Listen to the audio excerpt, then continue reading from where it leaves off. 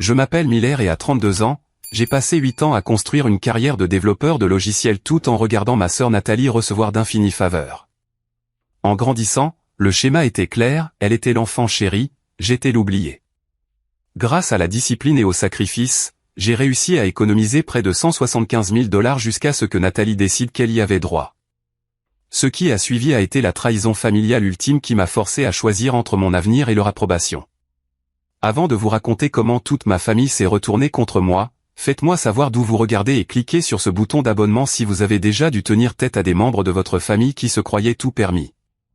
J'ai grandi dans une banlieue de classe moyenne à environ 20 miles de Boston. Sur le papier, nous étions la famille américaine par excellence. Papa a gravi les échelons jusqu'à devenir cadre intermédiaire dans une banque régionale, fier de son bureau d'anglais de sa voiture de fonction. Maman enseignait en 3e année à l'école primaire locale, aimait des élèves et des parents pour ses méthodes d'enseignement créatives. Notre maison coloniale de 3 chambres, avec son petit jardin bien entretenu, niché dans un quartier où les enfants faisaient du vélo jusqu'à ce que les lampadaires s'allument. De l'extérieur, le portrait de la famille Carlson semblait parfaitement normal. 2 parents qui travaillent, 2 enfants, un chien nommé Rusty et des barbecues dans le jardin les week-ends d'été. Mais à l'intérieur de ces murs, la dynamique était tout sauf équilibrée. Depuis mes plus lointains souvenirs, le favoritisme envers ma sœur Nathalie était subtil mais indéniable. Quand elle avait 13 ans et moi 10, elle avait des tenues neuves pour l'école tandis que je portais les vêtements usagés de mes cousins. Papa expliquait cela par des excuses pratiques, les vêtements de filles ne peuvent pas vraiment être transmis, Miller. Sois pratique.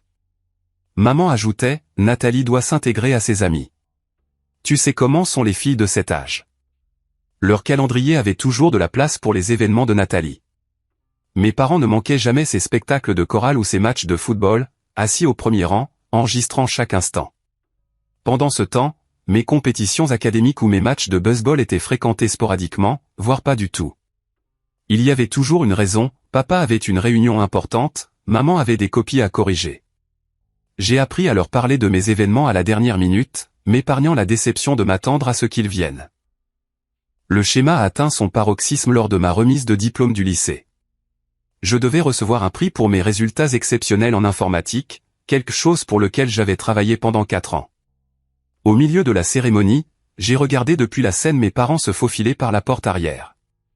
Plus tard, j'ai appris qu'ils étaient partis pour se rendre au récital de danse de Nathalie de l'autre côté de la ville. Quand je suis rentré à la maison, encore dans ma toge de diplômé, la maison était vide.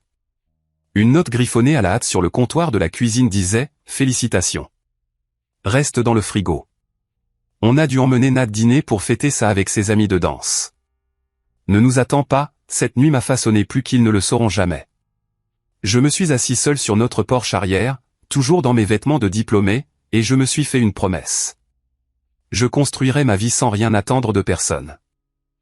L'indépendance n'était pas seulement un objectif, c'est devenu mon bouclier. J'ai eu mon premier emploi à 16 ans, travaillant le week-end à Comp, le magasin d'électronique local. Pendant que mes amis passaient leur samedi au centre commercial, j'apprenais les composants informatiques auprès de Gary, le directeur bourru mais compétent qui a reconnu ma curiosité. Après les heures de travail, il me laissait démonter et remonter les modèles d'exposition qui ne se vendaient pas bien. « Tu as l'esprit pour ça », disait-il, ce qui signifiait plus pour moi que n'importe quel compliment à moitié sincère que mes parents m'aient jamais offert. Le lycée est devenu simplement une obligation diurne. Les soirées et les week-ends étaient consacrés à l'apprentissage autodidacte de langage de programmation à travers des livres de bibliothèque et les premiers forums Internet. Ma chambre s'est transformée en un atelier de pièces détachées d'ordinateurs et de manuels de programmation. Maman se plaignait du désordre, mais n'interférait jamais. Mon espace était le seul domaine où j'avais une autonomie complète. Quand la saison des candidatures à l'université est arrivée, le contraste entre l'expérience de Nathalie et la mienne n'aurait pas pu être plus frappant. Mes parents avaient contribué au fonds d'études de Nathalie depuis sa naissance. Plusieurs visites de campus ont été organisées pour elle, des photos professionnelles prises pour les candidatures et un tuteur de préparation au SAT embauché malgré son intérêt médiocre pour les études. Pour moi, la conversation a été brève. L'université d'État a un bon programme d'informatique et tu peux vivre à la maison pour économiser de l'argent. Le message tacite était clair. Les ressources familiales étaient allouées ailleurs. J'avais des plans différents.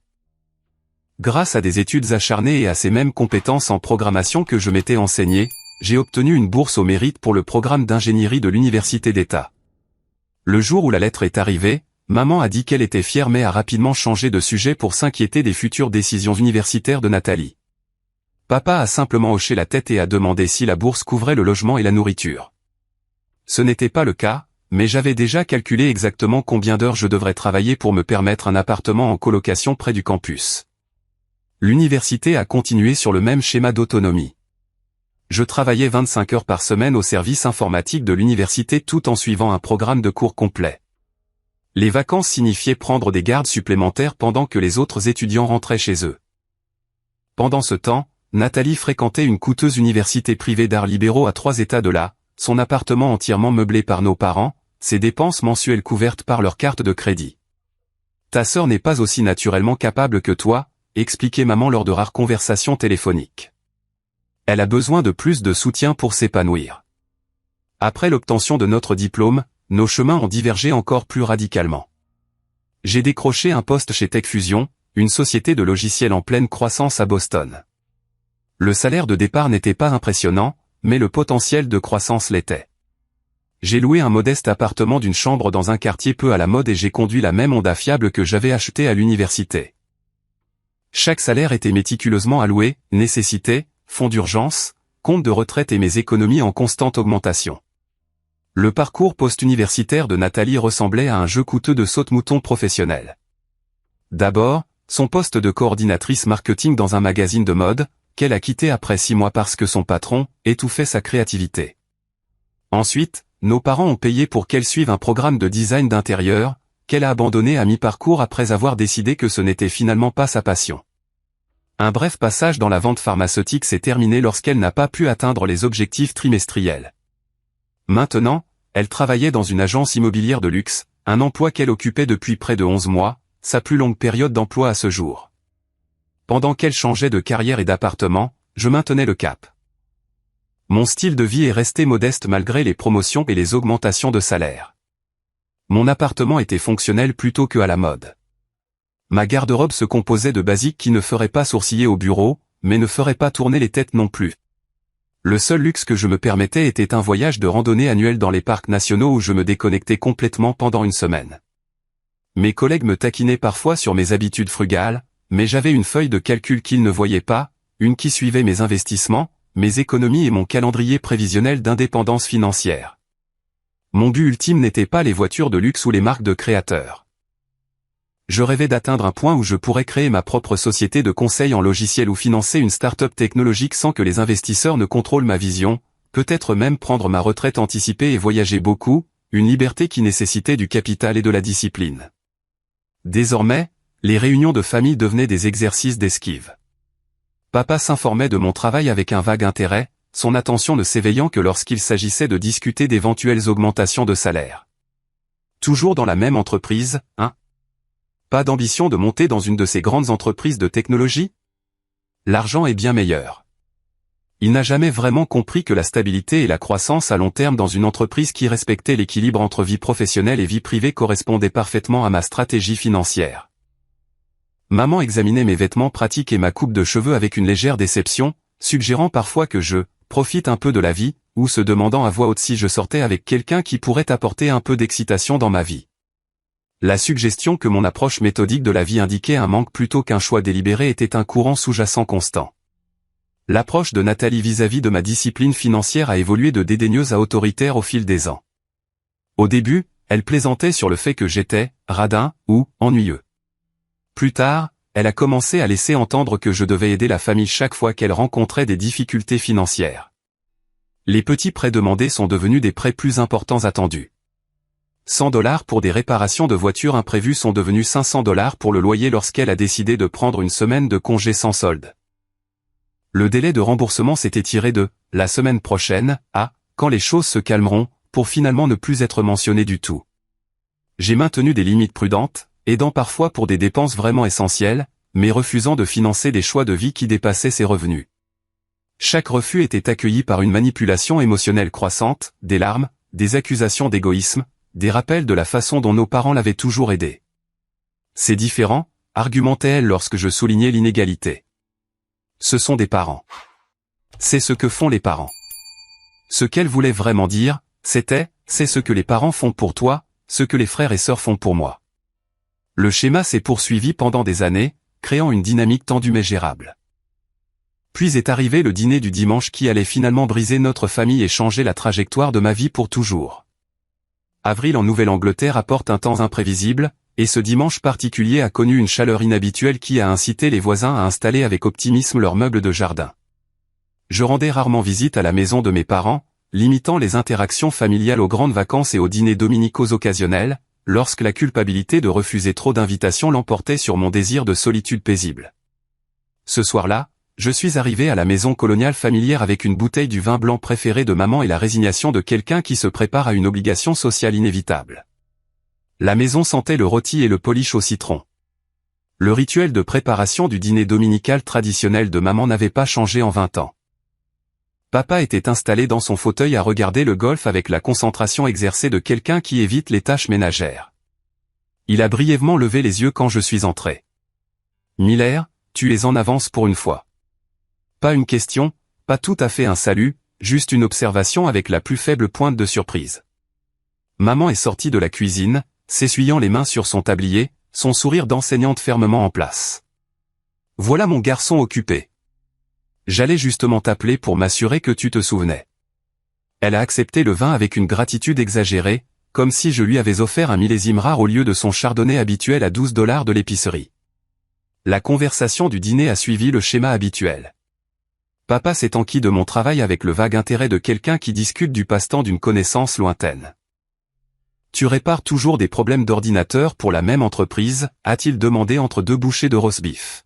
« Je crée des solutions logicielles », ai-je corrigé doucement, la même clarification que j'avais offerte d'innombrables fois. Et oui, TechFusion se porte bien. Nous venons de décrocher un important client dans le secteur de la santé qui devrait nous occuper jusqu'à l'année prochaine. Les ordinateurs. Papa a hoché la tête sagement, comme s'il résumait un concept complexe. Bon travail stable, je suppose. Pas excitant, mais stable. Maman a redirigé avec une diplomatie exercée. J'ai rencontré Margaret Wilson à l'épicerie. Tu te souviens d'elle? Elle enseignait la musique à mon école? Son fils travaille maintenant dans l'une de ces grandes entreprises de technologie. Comment ça s'appelle? Google. Google, maman. Oui, c'est ça. Apparemment, ils ont des fauteuils de massage et le déjeuner gratuit tous les jours. Avez-vous quelque chose comme ça dans votre entreprise? Avant que je puisse expliquer que des avantages comme les fauteuils de massage compensaient souvent des heures de travail exténuantes et des attentes propices à l'épuisement professionnel, la porte d'entrée s'est ouverte avec une force dramatique. Nathalie est entrée en trombe, 45 minutes en retard, ne portant rien d'autre qu'une excitation rayonnante, comme si elle avait apporté le cadeau le plus précieux de tous, sa présence. « Désolée, je suis en retard », a-t-elle annoncé sans paraître le moins du monde désolée. Vous n'imaginez pas la journée que j'ai eue. Elle a fait la bise à maman, a tapé dans la main de papa et m'a fait un signe de la main distrait avant de se laisser tomber sur sa chaise à table. J'ai besoin de vin immédiatement. J'ai la plus grande nouvelle. Maman s'est empressée de lui verser un verre pendant que papa se penchait en avant avec un intérêt sincère qui avait été notablement absent lors de ma mise à jour de carrière. J'ai reconnu la chorégraphie familiale. L'entrée de Nathalie réinitialisait toujours l'énergie de n'importe quelle pièce, la plaçant en son centre. Je l'ai trouvée, a déclaré Nathalie après une gorgée théâtrale de vin. La maison absolument parfaite. Une maison pour un client, a demandé maman. Nathalie a ri comme si maman avait dit quelque chose d'adorablement naïf. Non, pour moi. C'est à Brookline. Cette magnifique maison de style néocolonial avec des planchers de bois franc d'origine et une véranda qui serait parfaite pour le yoga du matin.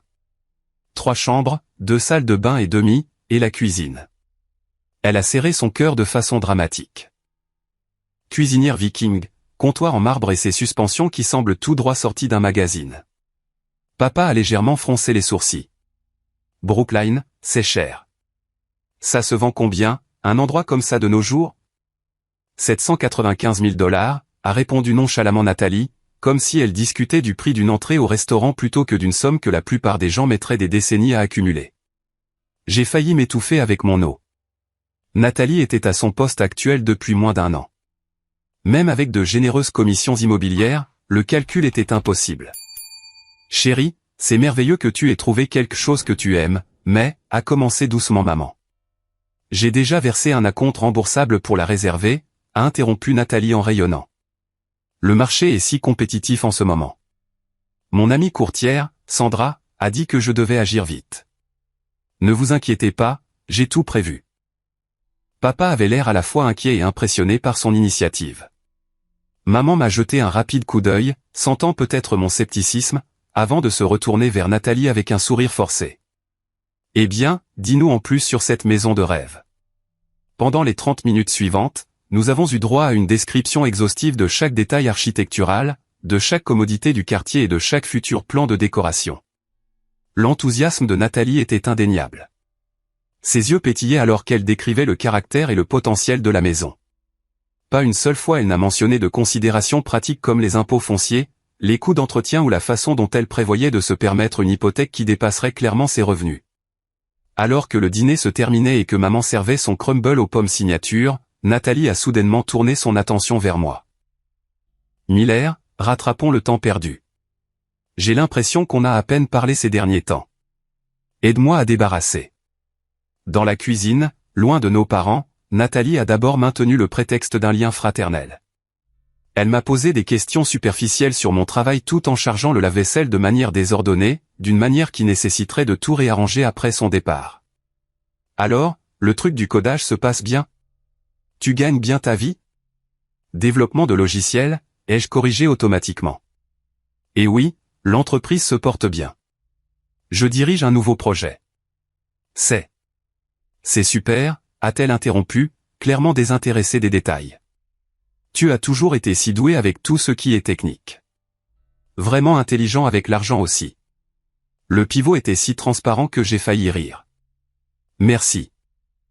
Nathalie s'est appuyée contre le comptoir, étudiant sa manucure avec une nonchalance forcée.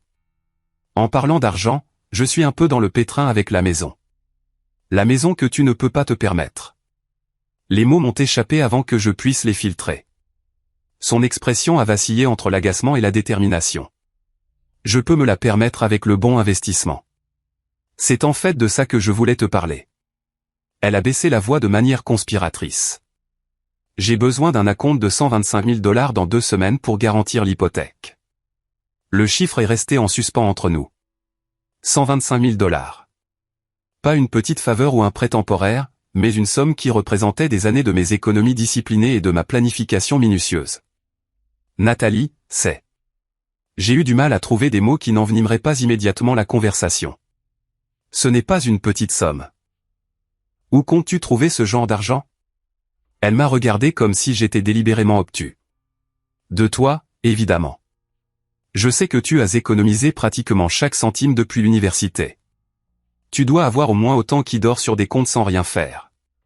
Le droit désinvolte de son ton m'a momentanément laissé sans voix. Mes économies ne faisaient pas rien.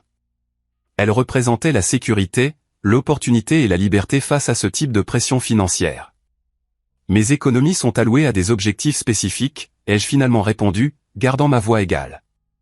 Je ne suis pas en mesure de... Oh, allez, Miller. Elle a coupé en roulant des yeux.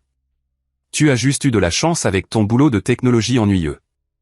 J'essaie de construire quelque chose de réel ici. Une maison, un avenir.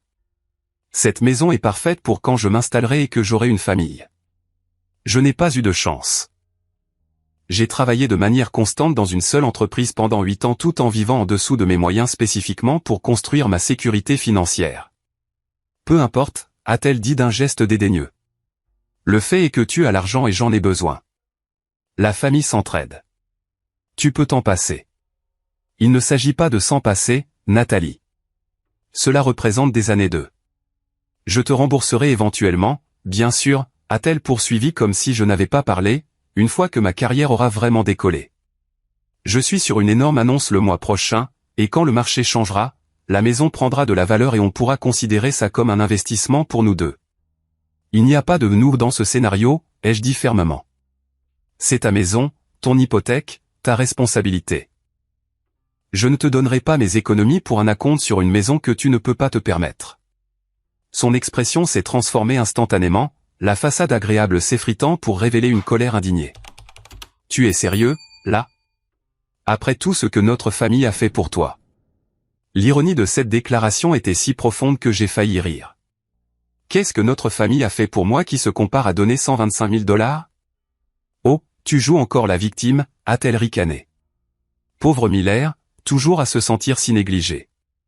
Peut-être que si tu n'étais pas un tel robot à propos de tout, les gens voudraient vraiment t'aider. J'essaie de construire une vraie vie ici pendant que tu accumules de l'argent, pourquoi? Un avenir théorique qui pourrait ne jamais arriver. Je ne te donnerai pas l'argent, Nathalie. C'est final. J'ai gardé ma voix calme mais ferme. Ses yeux se sont rétrécis, des larmes apparaissant soudainement avec un timing suspect. Tu ne te soucies vraiment de personne d'autre que de toi-même, n'est-ce pas? Sans attendre de réponse, elle m'a bousculé et est retournée en trombe dans la salle à manger. Je suis resté dans la cuisine, les mains agrippant le comptoir, prenant de profondes inspirations. À travers l'embrasure de la porte, je pouvais entendre sa voix monter de façon dramatique. Miller refuse de m'aider. Après tout ce que j'ai fait pour lui, il ne veut pas m'aider avec la maison. Et juste comme ça, les lignes de bataille étaient tracées dans une guerre que je n'avais jamais voulu mener. L'embrasure de la porte de la cuisine encadrait une scène tout droit sortie de l'enfance. Nathalie au centre, les larmes stratégiquement déployées, mes parents se précipitant pour la réconforter tout en me lançant des regards déçus. Je me suis préparé avant de retourner dans la salle à manger où trois paires d'yeux se sont tournés vers moi avec des degrés variables d'accusation. Papa a parlé le premier, sa voix de banquier mesurée mais sévère. Miller, ta sœur vient de nous dire ce que vous avez discuté dans la cuisine. Je pense qu'on doit parler de responsabilité familiale. Il n'y a rien à discuter, ai-je répondu calmement. Nathalie m'a demandé de lui donner 125 000 $ pour un acompte sur une maison qu'elle ne peut pas se permettre. J'ai refusé. Ce ne serait pas à donner, a interjeté Nathalie, sa voix tremblant parfaitement. Ce serait aider. Un investissement dans la famille. Maman a tendu la main pour lui serrer la main. Chérie, je suis sûr que ton frère ne veut pas être difficile. Miller a toujours été. Elle a fait une pause, cherchant un terme diplomatique. Point prudent avec ses ressources. Prudent, a ricané papa. Le garçon accumule de l'argent comme si l'apocalypse arrivait depuis ses 16 ans. Pendant ce temps, ta sœur essaie de s'établir, de se construire une vie convenable. La dynamique familière s'est réaffirmée. Mes préoccupations pratiques rejetées, les décisions impulsives de Nathalie rationalisées. J'ai gardé mon sang-froid, bien que mon pouls martelait dans mes tempes. Une vie convenable ne signifie pas acheter une maison qu'on ne peut pas se permettre avec l'argent de quelqu'un d'autre, ai-je dit doucement. C'est exactement pour cette attitude que tu es seule, a soupiré maman, la non-séquence atterrissant comme un coup calculé. Toujours les chiffres, jamais le cœur. Papa s'est penché en avant, sa posture autoritaire rappelant les leçons de l'enfance. Fils, la famille, ça veut dire se soutenir les uns les autres. Ta mère et moi avons toujours été là quand l'un de vous deux avait besoin de quelque chose. Maintenant, ta sœur a besoin de ton aide pour quelque chose d'important. Vous avez été là pour Nathalie, ai-je corrigé, les mots s'échappant avant que je puisse y réfléchir. Il y a une sacrée différence. La pièce est tombée dans le silence. J'avais enfreint la règle familiale tacite. Ne jamais reconnaître le déséquilibre. C'est injuste, a finalement dit maman, sa voix d'enseignante émergeant. Nous avons soutenu nos deux enfants de manière égale. Nathalie a vu l'opportunité, passant à l'indignation vertueuse.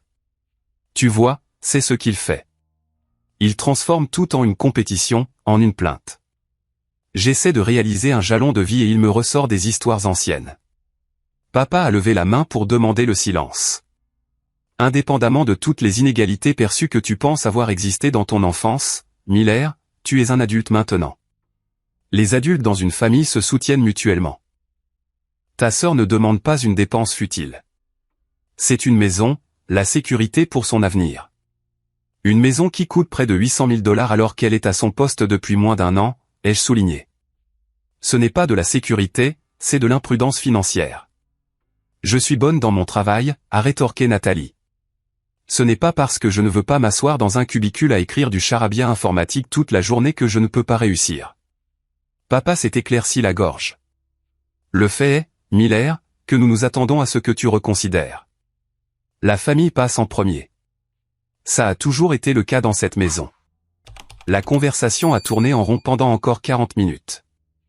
Peu importe à quel point j'expliquais clairement mon point de vue, il était rejeté comme égoïste, froid, sans cœur. Finalement, je me suis excusé, prétextant une réunion matinale le lendemain. En partant, les derniers mots de papa m'ont suivi jusqu'à la voiture. Pense à ce qui compte vraiment dans la vie, mon fils. Ce ne sont pas des chiffres sur un compte en banque. La semaine qui a suivi a été une campagne croissante de guerre émotionnelle.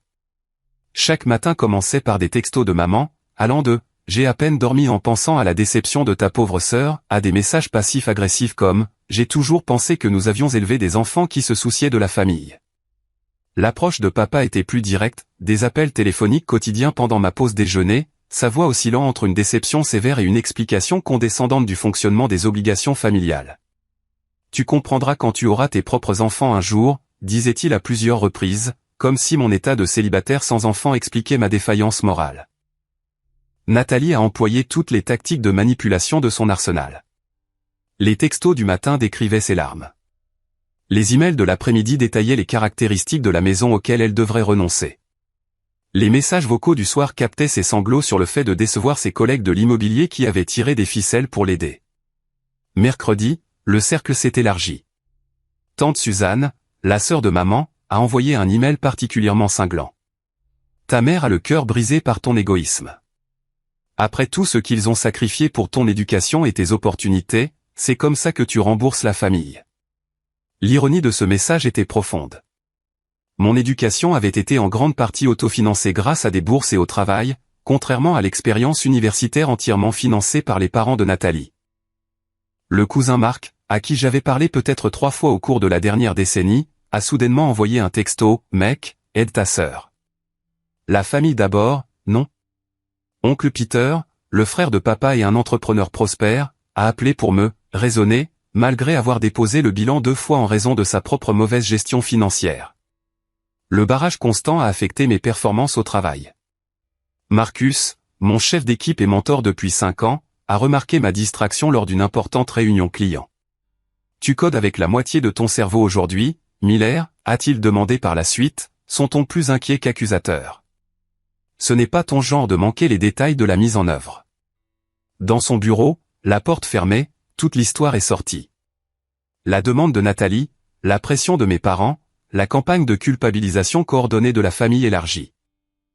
Marcus a écouté sans interrompre, son expression passant de la surprise à la compréhension. Les dynamiques familiales sont compliquées, a-t-il dit quand j'ai terminé. Mais les limites financières ne le sont pas. Tu as travaillé dur pour cet argent. Ils représentent tes choix, tes priorités. Ils me font sentir comme si j'étais fou de ne pas vouloir donner la quasi-totalité de mes économies. Marcus s'est penché en arrière sur sa chaise. Laisse-moi te poser cette question. Si tu lui donnais l'argent, que se passerait-il dans 6 mois quand elle ne pourra pas payer l'hypothèque ou quand les impôts fonciers arriveront ou quand le toit devra être remplacé? Les questions ont cristallisé mes craintes tacites. Ce ne serait pas un sacrifice unique, mais le premier retrait d'une vie d'obligation financière. Tu sais, a ajouté Marcus nonchalamment, on ouvre ce bureau satellite à Berlin. Ils ont du mal à recruter des développeurs seniors avec une expérience en gestion de projet. Package de relocalisation internationale inclus. Ça pourrait valoir le coup d'y réfléchir si tu as besoin d'une perspective géographique. La graine était plantée, bien que je ne l'ai pas prise au sérieux au début. Cela a changé le jeudi soir lorsque mes parents et Nathalie se sont présentés sans prévenir à mon appartement. J'ai ouvert la porte pour les trouver tous les 3 debout dans le couloir comme une équipe d'intervention. L'expression de papa était sévère, celle de maman inquiète, celle de Nathalie suffisamment expectante. On doit parler, a annoncé papa en me bousculant pour entrer dans mon salon sans attendre d'invitation. Pendant les 2 heures suivantes, j'ai enduré ce qui ne pouvait être décrit que comme une embuscade émotionnelle. Papa arpentait mon petit salon, faisant la leçon sur la loyauté et l'obligation familiale. Maman était assise sur le bord de mon canapé, alternant entre des supplications larmoyantes sur « la seule chance de bonheur de Nathalie » et des soupirs déçus lorsque je restais ferme. Nathalie oscillait entre une vulnérabilité dramatique et une colère à peine dissimulée, sa performance calibrée pour la présence de nos parents. Je ne comprends tout simplement pas pourquoi tu me détestes autant, a-t-elle gémi lorsque maman regardait, puis m'a lancé un regard venimeux lorsque papa s'est tourné pour examiner mon appartement modestement meublé avec une désapprobation à peine voilée. Regarde cet endroit, a-t-il marmonné en faisant un geste autour de mon espace pratique mais confortable. Tu vis comme un étudiant alors que tu pourrais te permettre mieux. À quoi bon avoir de l'argent si ce n'est pour bien vivre ou aider la famille? Le point de rupture est survenu lorsque papa a lancé ce qui équivalait à un ultimatum. Tu dois décider si tu fais partie de cette famille, Miller. Les vrais membres de la famille se présentent quand on a besoin d'eux. Quand ils sont finalement partis, mon appartement semblait à la fois plus vide et plus suffocant qu'auparavant. Le sommeil s'est avéré impossible. Mon esprit était en ébullition avec leurs accusations, luttant contre ma propre certitude que leur demande était déraisonnable. À 3 heures du matin, la mention désinvolte de Marcus sur le poste à Berlin a refait surface dans mes pensées. Assis à ma table de cuisine avec seulement la lueur de mon ordinateur portable pour lumière, j'ai fait des recherches sur le bureau de Berlin, les visas de travail internationaux et la logistique d'un déménagement à l'étranger. Le tableau d'affichage des offres d'emploi internes de l'entreprise montrait que le poste de développeur senior était toujours vacant. Presque sans décision consciente, j'ai mis à jour mon CV et j'ai postulé, ne m'attendant à rien. La réponse est arrivée dans ma boîte de réception avant même que j'aie pris ma douche pour aller au travail. Une demande d'entretien pour 9h30 ce matin-là par vidéoconférence avec le chef d'équipe de Berlin et le directeur des ressources humaines. L'urgence suggérait à la fois un intérêt sincère et un besoin pressant. L'entretien a commencé maladroitement. Je fonctionnais avec peut-être 2 heures de sommeil fragmenté, la caféine masquant à peine mon épuisement. Mais quelque chose a changé lorsque les questions techniques ont été posées. Discuter des défis de codage et de l'architecture système offrait une échappatoire bienvenue aux drames familiaux. Mon cerveau s'est pleinement engagé pour la première fois depuis des jours. Votre expérience en gestion de projet avec des clients du secteur de la santé nous intéresse particulièrement, a déclaré Klaus, le chef d'équipe de Berlin. Nous venons de décrocher un contrat majeur avec un fournisseur de systèmes médicaux européens. À la fin de l'entretien, j'ai ressenti une connexion avec ces étrangers qui manquaient dans mes récentes interactions avec ma propre famille. Ils appréciaient mon expertise, respectaient mes questions et semblaient sincèrement enthousiastes à l'idée de mes contributions potentielles. Nous aimerions vous faire une offre, a déclaré Elena des RH, me surprenant par sa franchise. Une augmentation de salaire de 30% par rapport à votre poste actuel, un package de relocalisation complet et un parrainage de visa accéléré. Notre calendrier de projet est agressif. Nous aurions besoin de votre décision dans les 48 heures. L'offre était inattendue, mais étrangement parfaite. Une partie de moi reconnaissait que je contemplais une décision de vie majeure, en partie pour échapper à la pression familiale, mais l'opportunité elle-même était légitime et convaincante. J'ai promis de l'examiner attentivement et j'ai mis fin à l'appel. Tout au long de la journée de travail, j'ai pesé mes options. Rester signifiait une pression familiale continue et des dommages potentiellement irréparables aux relations. Partir signifiait une rupture nette, de nouveaux défis professionnels et une distance physique par rapport à des dynamiques toxiques. Le soir, ma décision était en grande partie prise, mais je sentais que je devais à mes parents une dernière conversation, non pas pour obtenir leur permission, mais pour clore le chapitre. Je suis arrivé chez eux le vendredi soir avec un objectif clair. Ce ne serait pas une dispute ou une négociation, simplement une explication de ma décision. La voiture de Nathalie dans l'allée était une surprise malvenue. J'avais espéré parler uniquement avec mes parents. Maman a répondu à la porte avec un soulagement visible. Miller, je savais que tu reviendrais à la raison. Entre, nous discutions justement des options de financement. La présomption que ma présence indiquait une reddition a allumé une colère silencieuse que j'ai soigneusement contrôlée. Dans le salon, papa et Nathalie étaient assis, entourés de papiers, de calculatrices d'hypothèques, d'annonces immobilières et de ce qui semblait être un projet d'accord. Je ne suis pas ici pour l'argent, ai-je commencé en restant debout pendant qu'ils étaient tous assis. Je voulais vous faire savoir qu'on m'a offert un poste au bureau de Berlin de mon entreprise. J'envisage sérieusement d'accepter. Le silence stupéfait a été brièvement satisfaisant. Berlin, comme en Allemagne, a finalement demandé maman. C'est généralement là que se trouve Berlin, oui. Le sarcasme inhabituel m'a échappé. Papa s'est rapidement ressaisi, son expression se durcissant. Tu fuis tes obligations familiales. C'est typique. Je poursuis une opportunité de carrière, ai-je corrigé. Une qui offre une progression substantielle et une expérience internationale. Nathalie a ricané. Un timing pratique.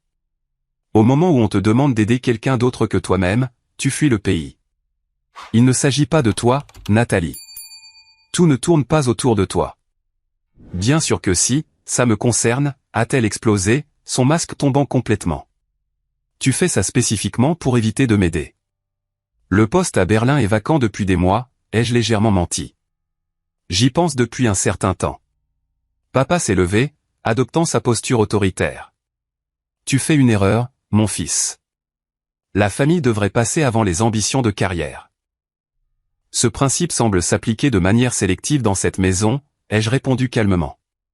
Ce qui a suivi a été la conversation la plus honnête que notre famille ait jamais eue. Des vérités douloureuses longtemps refoulées ont finalement émergé. J'ai détaillé des années de traitement inégal, de double standard et de mépris de mes réalisations. Papa a répliqué avec des accusations de jalousie et d'ingratitude. Maman a tenté de jouer les pacificatrices, mais a révélé ses propres préjugés à chaque intervention.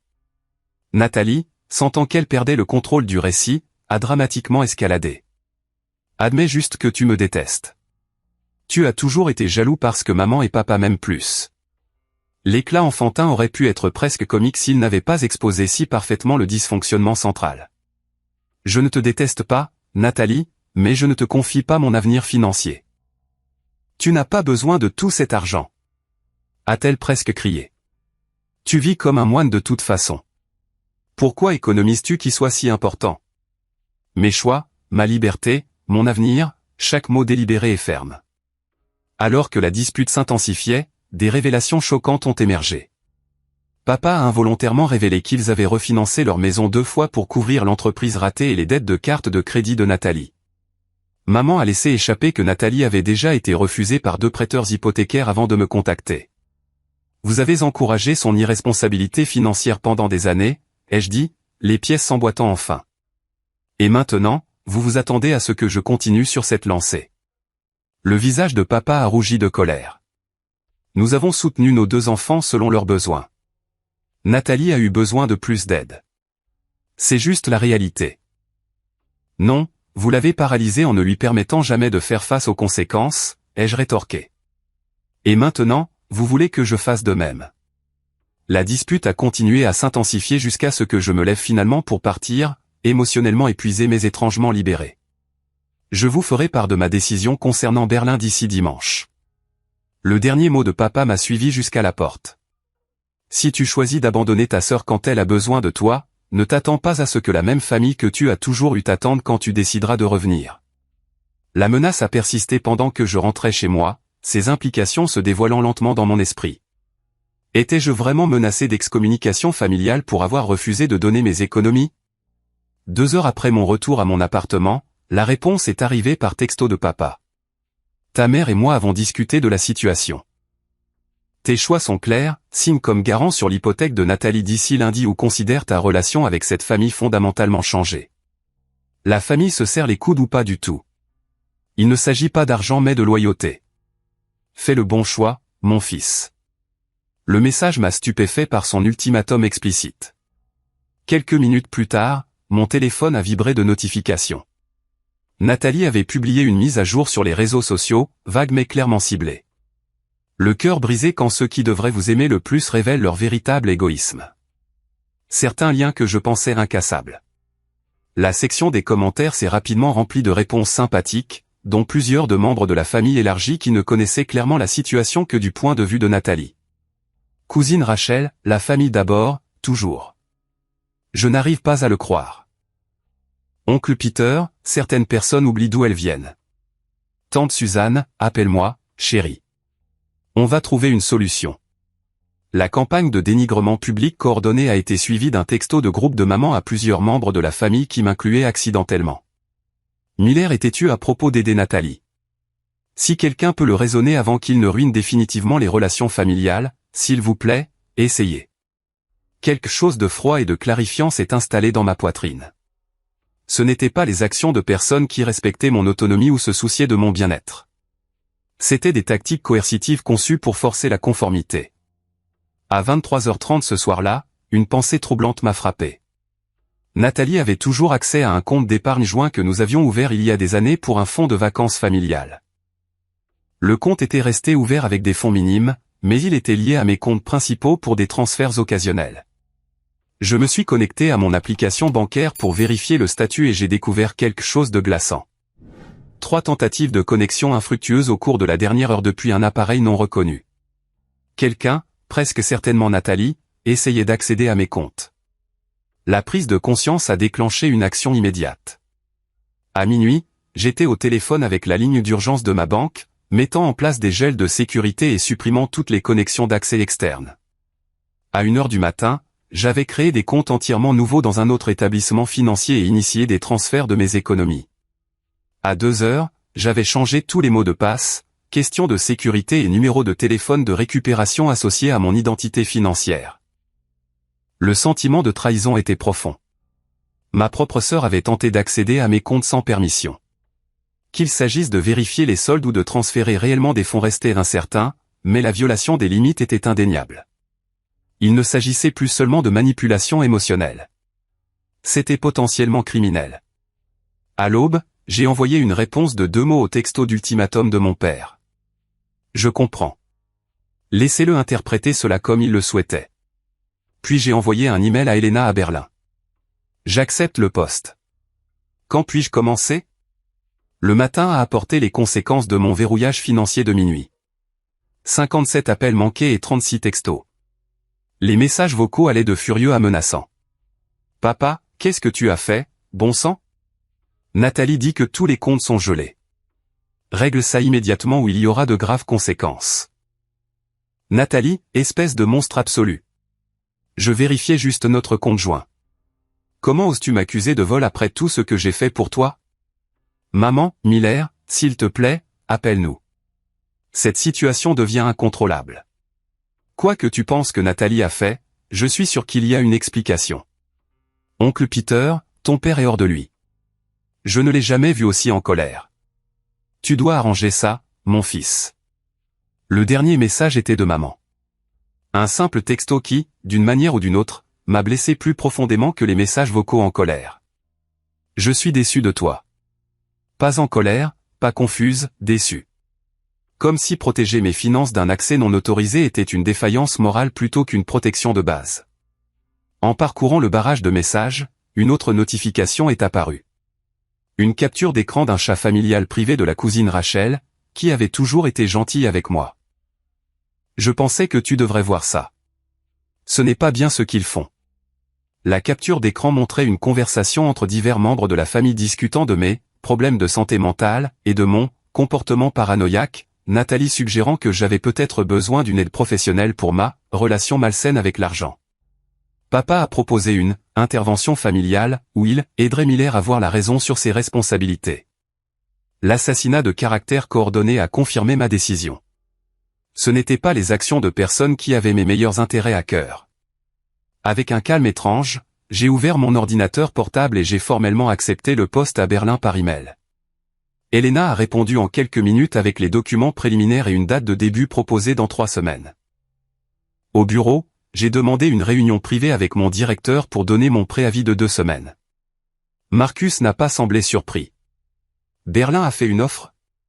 Oui, j'accepte. Il a hoché la tête lentement. Je m'en doutais. Ils obtiennent un sacré développeur. J'apprécie le soutien que vous m'avez apporté ici, ai-je dit, soudainement ému à l'idée de quitter le lieu de travail qui avait été mon seul environnement constant. Écoute, Miller, à propos du timing. Marcus a hésité, ce qui était inhabituel pour lui. Je sais que les choses sont compliquées avec ta famille en ce moment. L'entreprise exige généralement un préavis de 2 semaines, mais étant donné les circonstances, nous pourrions traiter ton départ plus efficacement si nécessaire. Son implication était claire. Il m'offrait une sortie accélérée si ma situation familiale le rendait nécessaire. Qu'est-ce que Berlin t'a dit exactement, ai-je demandé. Rien de spécifique. Klaus a mentionné des circonstances personnelles lorsqu'il a appelé pour vérifier tes références. J'ai comblé quelques lacunes. Il a haussé les épaules. Les déménagements internationaux sont complexes. Parfois, les choses doivent se faire rapidement. À la fin de la journée, mon calendrier de départ s'est considérablement accéléré. Je finirai officiellement dans une semaine, avec une semaine supplémentaire de congés payés pour gérer la logistique du déménagement. L'entreprise organiserait l'expédition de mes affaires essentielles tout en fournissant une allocation pour de nouveaux meubles à Berlin. Les aspects pratiques du démantèlement de ma vie américaine se sont déroulés avec une efficacité surprenante. Mon bail d'appartement contenait une clause permettant la résiliation avec un préavis de 30 jours et un mois de loyer supplémentaire. Un coût financier, mais qui valait la rupture nette. Mes modestes meubles se sont vendus rapidement sur les marchés en ligne, et ma fidèle Honda a trouvé un nouveau propriétaire chez un étudiant diplômé. Chaque étape logistique achevée me donnait l'impression de couper un autre lien avec la vie que ma famille voulait contrôler.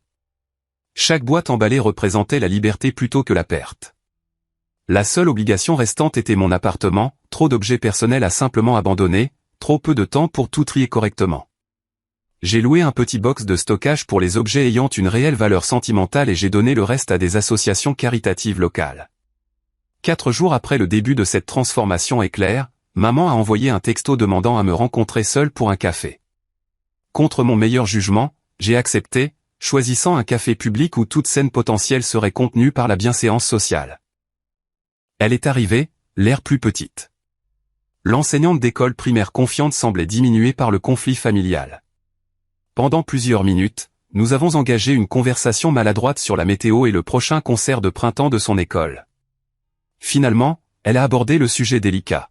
« Ton père m'a parlé de ton travail à Berlin », a-t-elle commencé en remuant son café intact.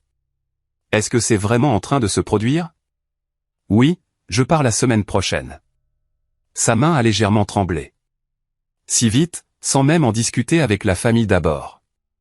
Les événements récents suggèrent que les discussions familiales sont devenues des affaires à sens unique. Elle a grimacé, mais n'a pas contesté ce point. Miller, je sais que les choses ont été intenses ces derniers temps, mais fuir sur un autre continent semble extrême. On peut sûrement trouver un terrain d'entente sur la situation de Nathalie.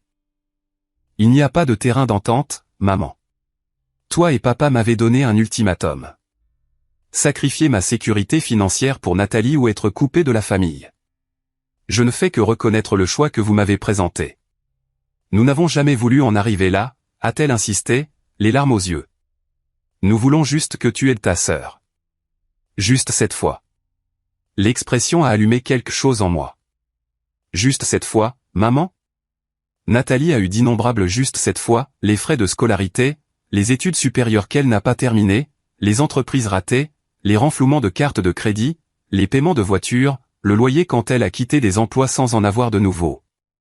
Ça n'a jamais été juste cette fois. Maman a semblé sincèrement surprise. Comment savais-tu pour les cartes de crédit? Papa a mentionné le refinancement lors de notre dispute. Il n'a pas été difficile de faire le lien. Elle a soupiré profondément. Ta sœur a des difficultés que tu n'as pas. La vie est plus facile pour toi. La vie n'est pas plus facile pour moi. Je fais des choix différents. J'accepte les conséquences. Je vis selon mes moyens. Elle a trouvé la maison de ses rêves, Miller. Comment peux-tu lui refuser ce bonheur? La conversation a continué, tournant en rond. Mon obligation de me sacrifier pour le bonheur de Nathalie, mon égoïsme de donner la priorité à ma sécurité financière, ma cruauté d'avoir mis en place des protections de compte.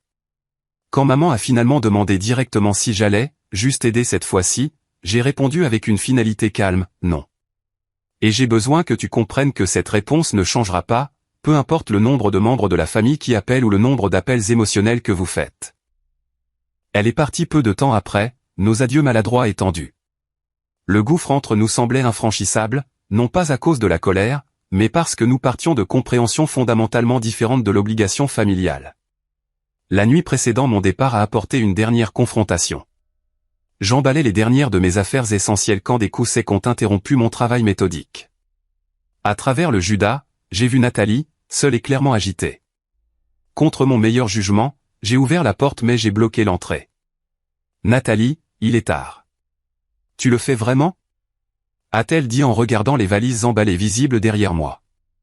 Tu fuis en Europe. J'ai accepté une opportunité d'emploi. C'est tout. Elle a eu un rire creux. C'est ça. Rien à voir avec le refus d'aider ta seule sœur. Avais-tu besoin de quelque chose de spécifique, Nathalie? Je pars demain et j'ai encore des bagages à faire. Son expression a soudainement changé, la vulnérabilité remplaçant l'hostilité. Miller, je crois qu'on a mal commencé avec toute cette histoire de maison. Je sais que j'ai peut-être paru. Point autoritaire. L'aveu était si inattendu que j'ai momentanément baissé ma garde, reculant pour la laisser entrer. J'ai réfléchi à ce que tu as dit, a-t-elle poursuivi en se perchant sur la seule chaise restante, sur les conséquences et les choix. Et tu as raison, je n'ai pas toujours pris les meilleures décisions financières. Pendant un bref moment d'espoir, je me suis demandé si une réconciliation sincère pourrait être possible. Puis elle a continué, c'est pourquoi j'ai plus que jamais besoin de ton aide. Cette maison pourrait être mon nouveau départ, ma chance de construire enfin quelque chose de stable. J'ai élaboré un meilleur plan de paiement. Tu n'aurais pas besoin de me donner la totalité des 125 000 $, peut-être juste 75 000 $ en prêt. Je te rembourserai dans les 5 ans, c'est garanti. La déception était écrasante, mais clarifiante. Nathalie, rien n'a changé. Ma réponse est toujours non. Son masque de contrition a instantanément disparu. Alors tu es toujours le même con égoïste.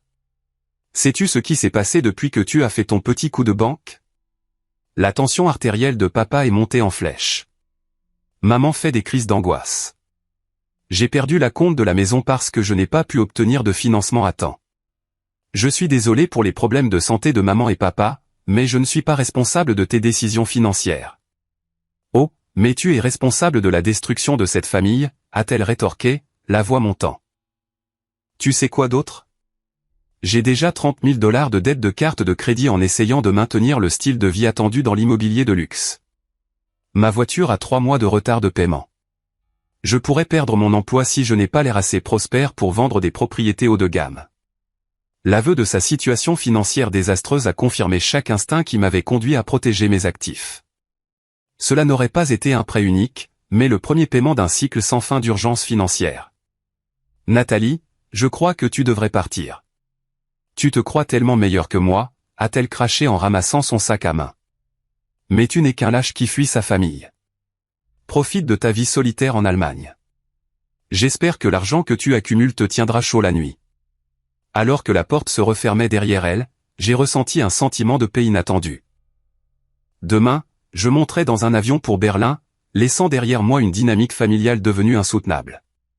Quoi qu'il m'attende, ce serait difficile de différentes manières, mais ce serait façonné par mes choix plutôt que par les attentes des autres. Berlin et le printemps ont défié les attentes. Au lieu du paysage industriel gris que les films américains dépeignent souvent, j'ai trouvé une ville vibrante où l'architecture historique côtoyait le design moderne, où les parcs éclataient d'une verdure inattendue et où l'énergie de la réinvention semblait pulser dans des rues qui avaient connu à la fois la division et la réunification. L'appartement que mon entreprise m'a trouvé à Prenzlauer Berg a été l'introduction parfaite à ma nouvelle vie, un appartement ensoleillé au 5e étage sans ascenseur dans un immeuble d'avant-guerre rénové avec de hautes fenêtres et des parquets qui craquaient agréablement sous les pieds. Le quartier grouillait de jeunes familles et de professionnels, parsemé de cafés de coin où ordinateurs portables et conversations coexistaient dans une harmonie confortable. Le contraste avec ma vie antérieure a été immédiat et profond. Personne à Berlin ne me connaissait comme le frère de Nathalie ou ne mesurait ma valeur à l'aune des attentes familiales. Mes collègues au bureau m'ont accueilli avec une curiosité sincère et un respect professionnel, intéressés par mon expertise technique plutôt que par mes finances personnelles ou mes relations familiales. Klaus, le chef d'équipe qui m'avait interviewé, est devenu un allié inattendu dans ma transition. L'équilibre travail-vie privée allemand pourrait te surprendre, m'a-t-il prévenu lors de ma première semaine. Nous attendons de la concentration pendant les heures de travail, mais considérons les emails après 18 heures comme légèrement offensants. Les week-ends sont sacrés. Même tes jours de vacances sont imposés par la loi. Tu dois les prendre. Cette séparation structurée entre les sphères professionnelles et personnelles m'a d'abord semblé étrangère, mais de plus en plus libératrice. Pendant 8 ans, j'avais été disponible pour les urgences de travail tard le soir et les sprints de projet le week-end. Maintenant, mes soirées et mes week-ends m'appartenaient entièrement. Du temps pour explorer ma nouvelle ville, assister à des cours de langue et traiter progressivement la rupture familiale que j'avais laissée derrière moi. Les cours d'allemand sont devenus mon rituel du mardi et du jeudi soir. Lutter avec une grammaire inconnue aux côtés d'autres immigrés a créé un lien immédiat de vulnérabilité partagée. Ma classe comprenait Sophia de Grèce, Matteo d'Espagne, June de Corée du Sud et Esha du Nigeria. Tous des professionnels trouvant leur chemin dans une nouvelle culture. Tous partant de zéro avec Guten Tag et Wie geht's Ihnen. Ton accent est très précis, a commenté Sophia après m'avoir entendu pratiquer un dialogue. Comme si tu programmais la langue. Des formations professionnelles, ai-je admis. Je parle en code la plupart du temps. Ces petites connexions basées sur une expérience commune plutôt que sur une obligation ont progressivement formé la base de mes premières amitiés authentiques depuis des années. Le café du week-end avec mes camarades de classe s'est transformé en exploration de musées ensemble, puis en essai de restaurants dans différents quartiers, puis en excursion de randonnée vers des lacs et des forêts voisins. 3 mois après le début de ma vie à Berlin, mon téléphone s'allumait encore occasionnellement avec des messages de chez moi. Maman envoyait des mises à jour hebdomadaires qui évitaient soigneusement de mentionner Nathalie ou la situation de la maison, se concentrant plutôt sur les nouvelles du quartier et des demandes de renseignements douces sur ma nouvelle ville. Papa est resté silencieux, à l'exception d'un email d'anniversaire laconique ne contenant que des « meilleurs vœux pour l'année à venir ».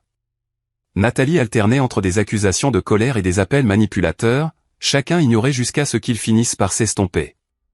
Par l'intermédiaire d'un ami commun chez TechFusion, j'ai appris que Nathalie avait effectivement perdu la compte de sa maison de rêve. Plutôt que d'accepter la réalité financière, elle avait apparemment convaincu mes parents de co-signer une autre propriété, légèrement moins chère. L'information est venue avec un détail supplémentaire qui a validé ma décision. L'ami a mentionné avoir entendu Nathalie se vanter auprès d'un collègue de son plan de secours, faire refinancer la maison de nos parents si elle ne pouvait pas payer les mensualités. Cette confirmation de ce qui se serait passé si j'étais resté empêtré dans les finances familiales a coïncidé avec mon évaluation de performance de 6 mois au bureau de Berlin. Klaus et le directeur du département m'ont annoncé une nouvelle inattendue. Mon travail d'intégration des systèmes des clients du secteur de la santé avait dépassé les attentes et ils voulaient me promouvoir à la direction de projet pour le déploiement européen élargi. Tes compétences techniques, nous nous y attendions, a expliqué Klaus.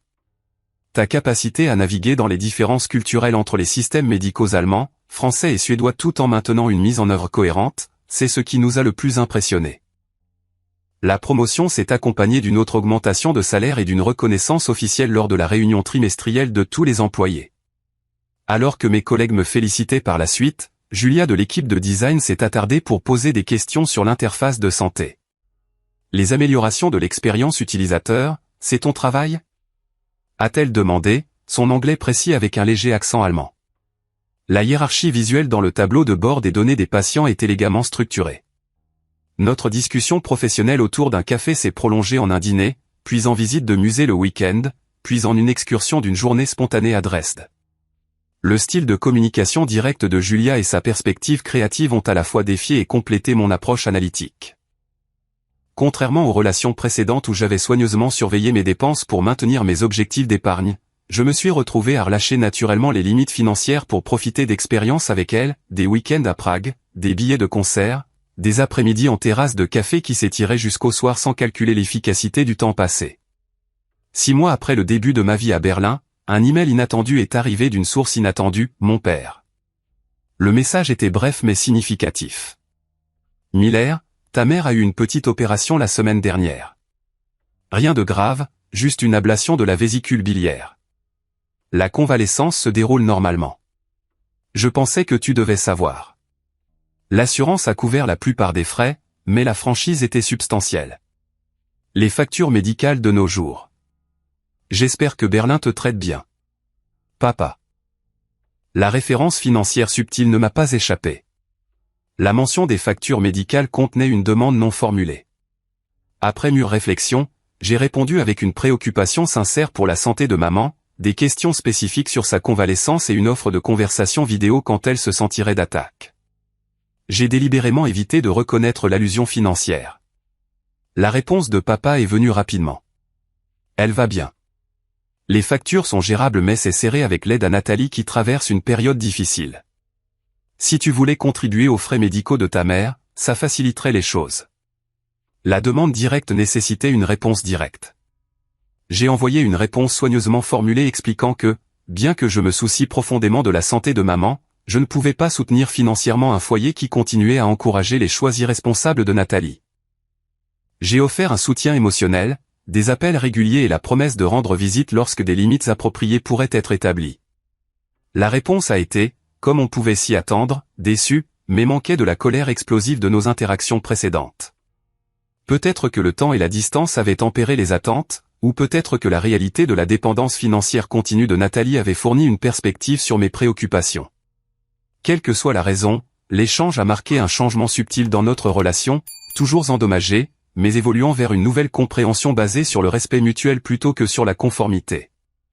Ce n'était pas une réconciliation, mais c'était un mouvement dans une direction plus saine. Le chemin vers le pardon de soi a commencé de manière inattendue lors d'une soirée pluvieuse de novembre dans mon appartement de Berlin. Après un appel vidéo avec maman, notre troisième depuis son opération, je me suis retrouvé submergé par des émotions contradictoires, culpabilité d'être à des milliers de kilomètres pendant sa convalescence, soulagement d'avoir établi des limites plus saines, colère persistante face à des années de favoritisme et tristesse pour ce que notre relation familiale aurait pu être. Ces sentiments enchevêtrés se sont manifestés physiquement, une oppression thoracique, une respiration superficielle et un sentiment persistant de malaise qui affectait mon sommeil et ma concentration. Julia a remarqué ma distraction pendant le dîner et a suggéré doucement quelque chose que je n'avais jamais envisagé. « As-tu pensé à parler à un thérapeute de ta situation familiale ?» Ma résistance initiale a été automatique, la thérapie m'avait toujours semblé être pour les personnes ayant de vrais problèmes, pas des désaccords familiaux. Mais l'approche pragmatique de Julia a normalisé l'idée. La plupart des Allemands que je connais ont parlé à un thérapeute à un moment donné. C'est juste de l'entretien pour l'esprit, comme aller chez le dentiste. 2 semaines plus tard, je me suis retrouvé dans le bureau confortable du docteur Baumann, près d'Alexanderplatz, expliquant maladroitement ma dynamique familiale à une femme réfléchie avec des lunettes à monture argentée et une manière directe qui, d'une manière ou d'une autre, rendait la vulnérabilité sûre.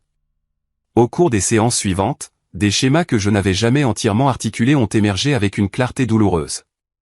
Le docteur Baumann a introduit des concepts comme la théorie des systèmes familiaux et la parentalisation émotionnelle qui ont fourni un cadre pour des expériences que j'avais précédemment expliquées ou minimisées. Ce que vous décrivez comporte des éléments d'abus financiers, a-t-elle noté lors de notre 4e séance. Votre sœur et vos parents ont tenté de s'approprier vos ressources sans se soucier de votre bien-être ou de votre consentement. Votre décision d'établir des limites n'était pas égoïste. C'était une saine autopréservation. Ces validations externes ont progressivement aidé à démanteler la culpabilité que j'avais emportée à travers l'Atlantique. Le processus n'était pas linéaire. Certaines séances me laissaient en colère contre les années de manipulation que j'avais endurées. D'autres apportaient le deuil de la famille solidaire que je n'avais jamais vraiment eu. Mais lentement, une perspective a émergé du brouillard émotionnel. Le pardon ne signifie pas approuver ce qui s'est passé, a expliqué le docteur Baumann. Il signifie vous libérer du fardeau du ressentiment. Vous pouvez reconnaître le mal tout en choisissant de ne pas le porter. Alors que je reconstruisais mon paysage intérieur grâce à la thérapie, mon monde extérieur s'est élargi de manière inattendue. Marcus de l'équipe d'ingénierie et son mari Stéphane m'ont invité à dîner, puis à des barbecues le week-end, puis à leur soirée de jeux régulière avec des amis. Le cercle d'amis artistes de Julia m'a accueilli dans des vernissages et des discussions créatives où ma perspective analytique était appréciée plutôt que rejetée comme froide ou calculatrice. Pendant la période de Noël, où le mal du pays aurait pu être le plus aigu, la famille de Julia m'a invité à leur célébration traditionnelle à Munich. L'accueil chaleureux de ses parents et leur intérêt sincère pour mon travail et mon parcours m'ont donné un aperçu de ce que des dynamiques familiales saines pouvaient être, solidaires sans être intrusives, aimantes sans tenir les comptes. Ils t'aiment bien, a commenté Julia alors que nous nous promenions le soir dans le marché de Noël festif de Munich, des flocons de neige s'accrochant à ses cheveux sombres. Ils me connaissent à peine, ai-je rétorqué, toujours mal à l'aise avec une acceptation facile. Elle m'a serré la main. Ils en savent assez. Ils savent que tu rends leur fille heureuse. Pour eux, c'est suffisant. Le contraste avec l'approbation conditionnelle de ma propre famille était à la fois douloureux et éclairant. Ce que les parents de Julia offraient librement l'acceptation, le respect, l'intérêt, mes propres parents l'avaient toujours lié à la conformité à leurs attentes. La croissance professionnelle a suivi le développement personnel. 9 mois après mon arrivée à Berlin, Klaus m'a recommandé pour une promotion au poste de chef d'équipe de la division santé en expansion. Tes compétences techniques t'ont fait embaucher, a-t-il expliqué. Mais ton intelligence émotionnelle et ta capacité d'adaptation culturelle t'ont valu cette promotion. L'ironie ne m'a pas échappé. Le supposé robot qui ne se souciait que des chiffres était promu spécifiquement pour ses capacités interpersonnelles. Avec une responsabilité accrue est venue une finalité plus profonde. Remarquant le manque d'éducation au codage pour les jeunes défavorisés de notre district, j'ai commencé des ateliers le week-end au centre communautaire local, enseignant les concepts de base de la programmation à des adolescents qui n'auraient peut-être jamais envisagé une carrière dans la technologie. Ce qui a commencé comme un petit projet de bénévolat s'est étendu pour inclure d'autres ingénieurs de notre entreprise et a finalement obtenu le parrainage d'entreprise pour l'équipement et les matériaux. Ces contributions à ma nouvelle communauté m'ont apporté une satisfaction au-delà de l'avancement de carrière ou de la sécurité financière. Pour la première fois, mes ressources temps, connaissances, argent étaient partagées par un choix conscient plutôt que par obligation ou manipulation. La distinction a transformé le don de fardeau en joie. Alors que mon premier anniversaire à Berlin approchait, j'ai établi un contact limité mais intentionnel avec ma famille restée au pays. Des appels vidéo mensuels avec maman maintenaient le lien tout en respectant les limites. Des emails occasionnels avec papa restaient quelque peu formels mais exemples de pression financière. Les communications de Nathalie, je les filais soigneusement, ne répondant qu'aux messages exemples de manipulation ou de demande. Noël a apporté une petite percée. Une carte de maman avec une note manuscrite reconnaissant les schémas passés. Je réalise maintenant que nous t'avons parfois demandé plus que ce qui était juste. Le parcours de ta sœur a été difficile pour nous tous. J'essaie de mieux comprendre ton point de vue. Pas une excuse exactement, mais la reconnaissance du déséquilibre que j'avais nommé un an plus tôt. Ma carte de retour comprenait des photos de Berlin, des détails sur mon travail et mon enseignement bénévole, et une invitation pour qu'il me rende visite, quand le moment semblera opportun pour tout le monde. Une porte ouverte, mais dans un cadre de respect mutuel. Grâce à la thérapie, à l'amitié, à un travail significatif et à une reconnexion familiale sélective, j'ai progressivement assemblé les pièces d'une vie authentique, une vie basée sur le choix plutôt que sur l'obligation, les valeurs plutôt que les apparences, les limites plutôt que la biologie. La leçon la plus profonde n'est pas venue d'une confrontation dramatique, mais d'une réflexion tranquille. La vraie famille soutient votre croissance plutôt que d'exploiter vos ressources. Les personnes qui célèbrent votre succès sans s'attendre à en bénéficier, qui respectent vos limites sans exiger de justification, qui valorisent la connexion sans y attacher de conditions. Celle-ci crée la base de relations saines, qu'elles soient liées par le sang ou par le choix. Les limites financières se sont avérées inséparables des limites émotionnelles, toutes deux expressions de l'estime de soi et de l'agentivité personnelle. En protégeant mes économies des demandes de Nathalie, je n'avais pas seulement préservé des ressources monétaires, mais j'avais affirmé mon droit de déterminer mes propres priorités et valeurs. La liberté qui en a résulté n'était pas une simple indépendance, mais une interdépendance à des conditions plus saines. Des relations fondées sur le respect mutuel plutôt que sur l'obligation. Des dons motivés par un soin sincère plutôt que par la culpabilité ou la manipulation. Un an après mon verrouillage financier de minuit et 57 appels en colère, je me tenais sur le balcon de mon appartement de Berlin, regardant la première neige de décembre transformer la ville. Le voyage n'avait pas été facile, laisser derrière moi la famille, le pays et les schémas familiers a nécessité un courage que je ne savais pas que je possédais. Il restait une douleur non résolue et des relations incertaines de l'autre côté de l'océan. Pourtant, de la crise était venue la clarté. En m'éloignant des attentes toxiques, j'avais trouvé mon chemin vers une connexion authentique. En refusant de permettre l'irresponsabilité financière, j'avais créé un espace pour une contribution significative. En me libérant du fardeau du dysfonctionnement familial, je m'étais ouvert à une joie sincère. À quiconque est confronté à des exigences familiales impossibles similaires, sachez ceci, parfois, le choix le plus courageux n'est pas de se battre plus fort au sein de systèmes brisés, mais de créer des schémas entièrement nouveaux. Vos limites ne sont pas de l'égoïsme. Elles sont le fondement de l'estime de soi. Et parfois, la famille dont vous avez le plus besoin est celle que vous construisez plutôt que celle dans laquelle vous êtes né. J'adorerais entendre vos histoires sur la défense de vos limites ou la création de distance par rapport à des situations toxiques.